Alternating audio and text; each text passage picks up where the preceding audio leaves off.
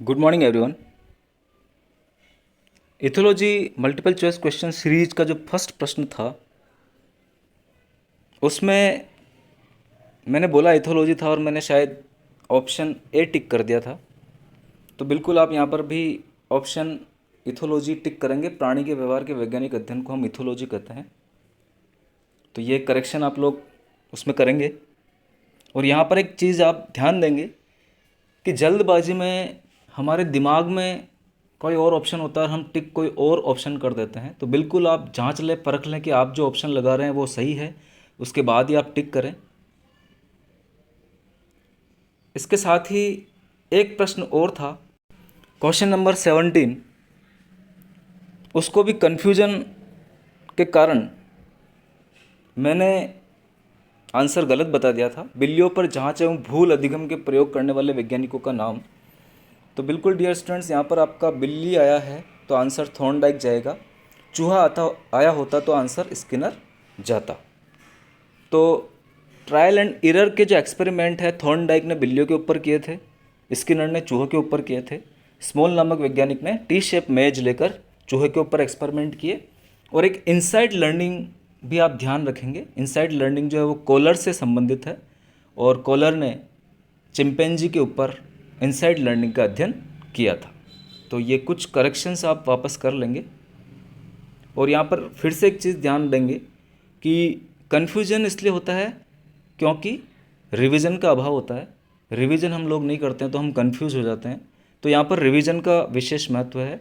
आप रिवीजन पे ध्यान दें, बार बार अपने सब्जेक्ट का रिवीजन करें तो हर एक चीज़ जो है बहुत अच्छी हो जाएगी। उसके बाद डियर स्टूडेंट्स, आज का जो वीडियो है वो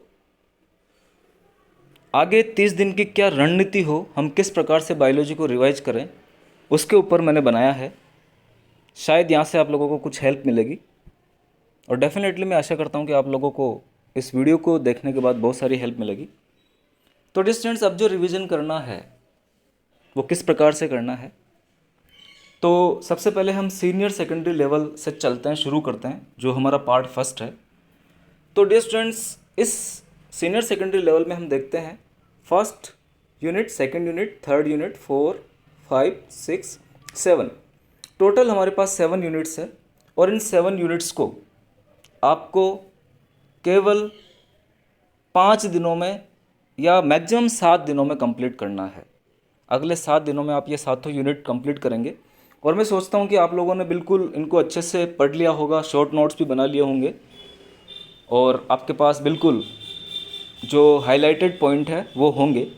अगर नहीं भी है तो भी आप लोग वापस इन्हें बुक से ही पढ़ रहे हैं तो अब ध्यान देंगे कि आपको एक एक दिन में एक एक यूनिट कंप्लीट करते हुए जाना है। और बुक से अगर आप पढ़ रहे हैं तो एनसीईआरटी बुक ही आप रेफरेंस में लेंगे, केवल और केवल एनसीईआरटी बुक। और वहाँ से ये टॉपिक जो है जब आप पढ़ेंगे तो कुछ हाइलाइटेड पॉइंट्स आप वहाँ पर बनाएंगे और उन हाइलाइटेड पॉइंट्स को ही आगे जो हमारे पास 7 डेज या 10 डेज बचेंगे, तो आपको नेक्स्ट जो 7 डेज बचेंगे उसमें उन हाइलाइटेड पॉइंट्स को ही रिवाइज करना है, उन हाइलाइटेड कंसेप्ट्स को ही रिवाइज करना है। तो सबसे पहले आप इन सातों यूनिट्स में से देख लीजिए कि आपकी कौन सी यूनिट जो है वो सबसे कमज़ोर है। उस यूनिट को आप हाथ लगाइए, सबसे पहले आप उसे ही कंप्लीट करिए। और अगर सातों यूनिट आपकी अच्छी हो गई है तो आप कोई से भी यूनिट से शुरू कर सकते हैं। मान लीजिए कि आपकी एनिमल फिजियोलॉजी वाली यूनिट अच्छी नहीं है तो आप एनिमल फिजियोलॉजी ले लीजिए और बिल्कुल आप एनसीईआरटी से ही एनिमल फिजियोलॉजी पढ़िए, क्योंकि यहाँ पर हमारा सीनियर सेकेंडरी लेवल दिया हुआ है। तो प्रश्न जो आएगा वो मेरा ऐसा मानना है कि 100% एनसीईआरटी ही फॉलो की जाएगी। तो आप यहाँ से डाइजेशन, एब्जॉर्प्शन और भी जो टॉपिक्स है वो 1 बाय 1 करते हुए जाइए। और एनसीईआरटी में जो लाइनें दे रखी है उन लाइनों को ही आपको बहुत अच्छे से पढ़ना है, बार बार रिवाइज करना है। तो उन लाइनों में से जो इम्पोर्टेंट लाइन आपको बार बार आप भूल रहे हैं उस लाइन को विशेष रूप से आप हाईलाइट करिए और उस हाईलाइटेड लाइन का ही आपको बार बार आगे रिवीजन करना है। और जो 7 डेज या 10 डेज हमारे लास्ट में बचेंगे एग्जाम से पहले, तो आपको केवल हाईलाइटेड पॉइंट्स को ही देखना है। तो इस प्रकार से आप इन सातों यूनिट्स में से 1 बाय 1 चूज करते हुए आप सातों यूनिट करेंगे और 7 डेज में कंप्लीट करेंगे इन सातों यूनिट्स को। 7 डेज में ये सातों यूनिट्स आपकी कंप्लीट हो जानी चाहिए। और अगर आपने शॉर्ट नोट बना लिए हैं तो बहुत ही अच्छी चीज़ है। तो आप आगे आने वाले 30 डेज़ में जो आपके परीक्षा के बचे हुए हैं 30 डेज, उन डेज में आप कई बार लगभग 5 टाइम्स तो आप रिवाइज कर ही सकते हैं। अगर आपने शॉर्ट नोट बना लिए हैं तो बिल्कुल आपको 5 टाइम्स 6 टाइम्स तक रिवीजन तो करना ही है, क्योंकि जो सफलता का मूल मंत्र है वो यही है, रिवीजन, परिश्रम। तो आप जितना परिश्रम करेंगे, जितना रिवीजन करेंगे, उतनी ही आपके सफलता के चांसेस बढ़ जाएंगे। एक चीज़ मैं और बता देता हूँ कि रिवीजन का विशेष महत्व क्यों है। क्योंकि चाहे आप कितने भी इंटेलिजेंट हो, आपने काफ़ी अच्छी पढ़ाई की हो, लेकिन अगर आप रिवीजन नहीं कर रहे हैं तो आपकी इंटेलिजेंसी कोई मायने नहीं रखेगी, क्योंकि आप सारी चीज़ें भूल जाएंगे। तो रिवीजन इज़ मस्ट, रिवीजन करना बहुत ही ज़रूरी है। आप रिवीजन पर विशेष रूप से ध्यान दें। यहाँ पर आप सबसे पहले रिवाइज करें, फिर उसको समराइज करें और फिर उसको मेमोराइज करें। बिल्कुल, आपने रीड तो कर लिया है, अब आपको रिवाइज करना है, फिर उसको समराइज करना है और फिर उसको मेमोराइज करना है। तो ये जो मेमोराइज है, यहाँ तक पहुँचने वाले स्टूडेंट्स की संख्या जो है वो मैं मानता हूँ कि बहुत ही कम होगी, और वही स्टूडेंट्स जो है सेलेक्ट होंगे। और अगर सारे स्टूडेंट्स वहाँ तक पहुँच जाते हैं, मेमोराइज कर लेते हैं, बार बार रिवीजन कर लेते हैं, तो कंपटीशन का लेवल बढ़ जाएगा और बिल्कुल आपको फिर अच्छे से मेहनत करनी है।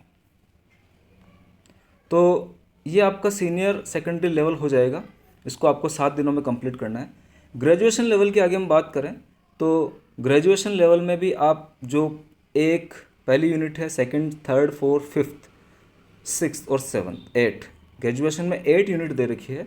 इन यूनिट्स को भी आपको लगभग, आप लोग इन यूनिट्स को भी 15 दिनों में कंप्लीट कर लें। यहाँ पर आप एक यूनिट के लिए बिल्कुल 2 दिन ले सकते हैं।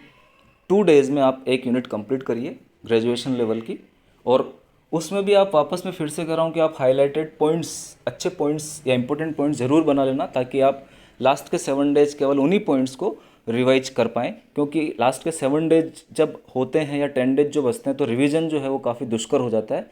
तो रिवीजन आपको इस प्रकार से करना है। इसमें भी आपको वो ही यूनिट सबसे पहले चूज करनी है जो आपकी अच्छी नहीं है। सबसे पहले वहीं से आप शुरुआत करें और उसी यूनिट्स को आप सबसे ज़्यादा अच्छे से रिवाइज करें।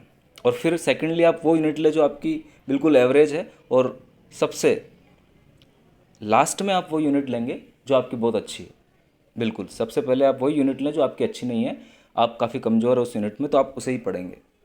और आगे मैं पोस्ट ग्रेजुएशन लेवल की बात करूं तो पोस्ट ग्रेजुएशन लेवल में भी हमारे पास 5 यूनिट्स है, और इन 5 यूनिट्स को आपको, अब हमने 7 डेज तो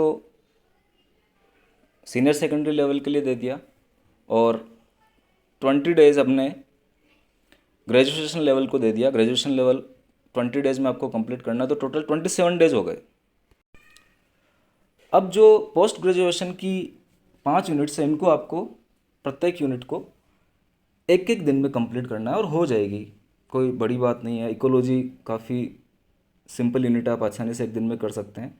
बायोटेक्नोलॉजी भी कर लेंगे, टेक्निक्स इन बायोलॉजी भी हो जाएगी, माइक्रोस्कोपी भी हो जाएगी, और बायोजियोग्राफी और वाइल्ड लाइफ कंजर्वेशन भी हो जाएगा। तो 27 दिन के बाद जो 5 दिन है वो आप पोस्ट ग्रेजुएशन लेवल की यूनिट्स को करेंगे, वापस रिवीजन में लाएंगे, और 32 डेज़ में आपका पूरा रिवीजन हो जाएगा। तो इस प्रकार से डियर स्टूडेंट्स, इन 32 डेज़ में आप लोगों को सारा रिवीजन करना है।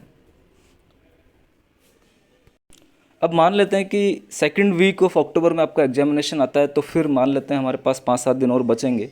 उन 5-7 दिनों में आप लोगों को केवल और केवल हाईलाइटेड पॉइंट्स और मल्टीपल चॉइस क्वेश्चंस की ही प्रैक्टिस करनी है। मल्टीपल चॉइस क्वेश्चंस मैं करा रहा हूँ, उनको आपको साथ साथ करते हुए जाना है, और जितनी ज़्यादा आप मल्टीपल चॉइस क्वेश्चन की प्रैक्टिस कर सकते हैं उतनी आप प्रैक्टिस करें। आपका सब्जेक्ट जो है उतना ही स्ट्रांग हो जाएगा। तो एक छोटा सा वीडियो मैंने रिवीजन के ऊपर बनाया है कि आपको किस प्रकार से रिवीजन करना चाहिए। रिवीजन में वही चीज़ आप ध्यान देंगे कि जो टॉपिक आपका सबसे अच्छा है उसे आप बाद में रिवाइज करें, जो एवरेज है उसे, जो सबसे कमज़ोर है उसे सबसे पहले रिवाइज करें, और जो एवरेज है उसे उसके बाद, और जो सबसे कमज़ोर है उसे सबसे लास्ट में रिवाइज करें। तो आप यहाँ पर बिल्कुल यूनिट वाइज पॉइंट छांट लीजिए कि आपको कौन कौन से पॉइंट्स जो है सबसे पहले रिवीजन में लाने हैं। तो इस प्रकार से आपका रिवीजन काफ़ी अच्छा हो जाएगा। और इसी चीज़ को आपको फॉलो करना है कि सबसे पहले आप रीड करें, फिर रिवीजन करें, फिर मेमोराइज करें, समराइज़ करें और फिर मेमोराइज़ करें। बिल्कुल, read, revision, memorise and summarise. तो इस प्रकार अगर आप चलेंगे तो बिल्कुल आप लोगों का सब्जेक्ट जो है बहुत अच्छा हो जाएगा। तो बस इस वीडियो में मैं यही कहना चाहता हूँ आप लोगों से कि किस प्रकार से आप लोगों को आगे की रणनीति बनानी है। आप अपनी स्ट्रेटजी बनाइए। पर्टिकुलर हर एक स्टूडेंट की स्ट्रेटजी अलग हो सकती है। ये कुछ पॉइंट्स जो मैं फॉलो करता हूँ वो मैंने आप लोगों के सामने रखे हैं। ऐसा कुछ नहीं है कि आप लोगों को स्ट्रिक्टली इसे ही फॉलो करना है। आप जिस तरीके से भी रिवाइज कर पाएँ आप रिवाइज करें। बस रिवीजन का एक विशेष महत्व है, ये ध्यान रखें कि आप रिवाइज ज़्यादा से ज़्यादा करें। चाहे किसी ने बहुत सारी अच्छी मेहनत कर ली हो लेकिन वो रिवीजन नहीं कर रहा है तो डेफिनेटली उसके सक्सेसफुल होने के चांसेस घट जाएंगे। तो आपको अब आप फिनिशिंग टच देना है आपकी स्टडी को, और वो फिनिशिंग टच, वो स्मार्ट स्टडी अब आप किस प्रकार से कर सकते हैं वो आपके ऊपर डिपेंड करता है। बहुत बहुत धन्यवाद।